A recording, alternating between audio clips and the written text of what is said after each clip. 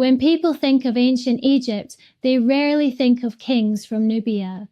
Yet one of Egypt's greatest defenders came not from the Nile Delta, but from the kingdom of Kush, in modern-day Sudan. His name was Taharqa. He ruled an empire stretching from Central Africa to the Mediterranean, built monuments worthy of the greatest pharaohs, and stood against the might of Assyria, the most powerful military empire of his age. Though he ultimately lost that struggle, his courage ensured he would be remembered long after his kingdom had fallen. This is the story of Taharqa, the pharaoh who refused to surrender.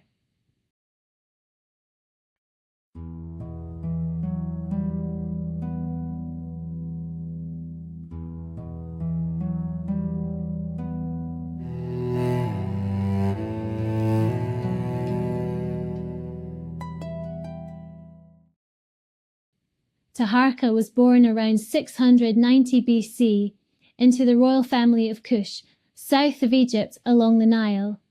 The Kushites had long admired Egyptian culture, religion, and traditions while developing a powerful kingdom of their own. By Taharqa's youth, Kush had conquered Egypt, creating the 25th dynasty. For the first time in centuries, Egypt was united under Nubian rule. The young prince grew up knowing he belonged to two worlds, Kushite by birth, Egyptian by crown. Around 690 BC, Taharqa became pharaoh, inheriting a kingdom that stretched from the heart of Nubia to the Mediterranean coast. He ruled both Egypt and Kush, overseeing one of the largest kingdoms in northeast Africa. Unlike many conquerors, the Kushite rulers embraced Egyptian culture, restoring temples, honoring the ancient gods, and preserving traditions that had existed for thousands of years. Taharqa saw himself not as a foreign ruler, but as the rightful guardian of Egypt's heritage. His reign marked a period of stability, prosperity, and renewed confidence before darker times lay ahead. Peace during the early years of his reign allowed Taharqa to focus on ambitious building projects. Across Egypt and Nubia, he restored aging temples, erected new monuments, and expanded sacred sites dedicated to the gods.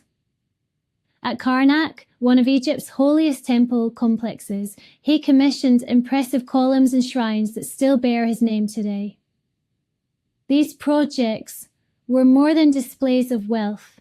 They reinforced his legitimacy as pharaoh and linked his dynasty to the greatness of Egypt's ancient past. Through stone and architecture, Taharqa sought to prove he was every bit as worthy as the rulers who came before him. But while Taharqa built temples, a powerful empire was expanding in the east.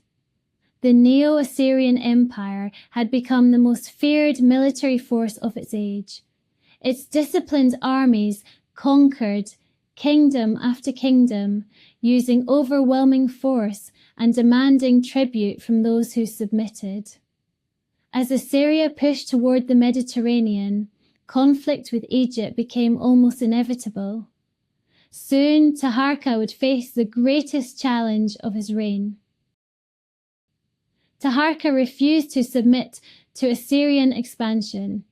He supported kingdoms in the Levant that resisted Assyrian rule, hoping to prevent the empire from reaching Egypt's borders.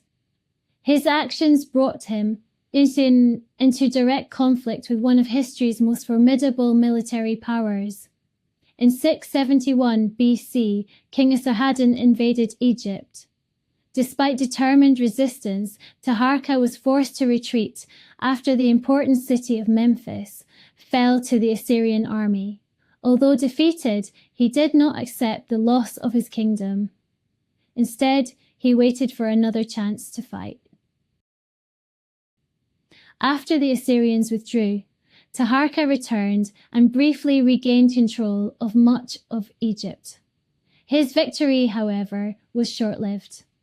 A second Assyrian invasion under Ashurbanipal drove him for Egypt once again. This time, the Assyrians installed local rulers loyal to them, ending Kushite control of the north. Taharqa returned to Nubia, where he continued ruling Kush. Though Egypt was lost, Kush survived. From his capital at Napata, Taharqa strengthened his southern kingdom and preserved the traditions that had linked Kush and Egypt for generations. His successors continued ruling for centuries, proving that the defeat of one kingdom did not mean the end of another. For many centuries, Taharqa faded from popular memory. Overshadowed by famous Egyptian rulers like Tutankhamun and Ramses II, his story remained largely unknown outside scholarly circles. Yet archaeologists uncovered his temples, inscriptions, and pyramids, revealing the remarkable achievements of Egypt's Nubian pharaohs. Taharqa never defeated Assyria, but history rarely remembers only those who win. He defended one of the world's oldest civilizations against its greatest enemy, restored monuments that still stand today, and ruled as both a Kushite king and an Egyptian pharaoh. His empire disappeared, his monuments endured, and today Taharqa is remembered not only as a conqueror or a ruler, but as one of the last great pharaohs to fight for an independent Egypt. Some stories fade, others wait to be heard.